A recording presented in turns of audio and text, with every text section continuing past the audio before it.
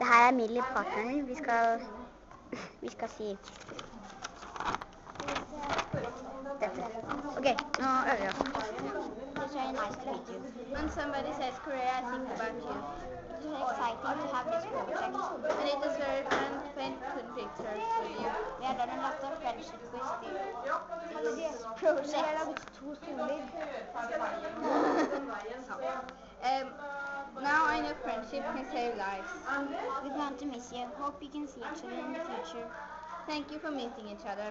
Goodbye, Goodbye, Korea.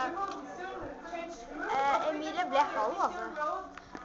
Ok, Emilie ble Nå halv. er jeg hel. Nå er jeg hel, ja. Altså, nå skyper vi med Korea. Altså, nå maler disse Du punktene kan gå med... se her. De har mye plass. Eller... Ja, de går på sånn der skole, da. Ja, de går på sånn art.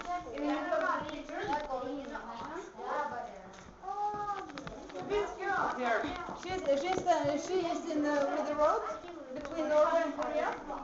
Her er vår tegning. Her er Karina. Her er veien deres. Her sånn. Den går... Nei, en skygge. Hei, jeg maler litt sånn... Oi, man ser skyggen min. Og så husker vi på når det siste gruppen nå. Nei, ikke fy meg. Ok, stopp den der nå.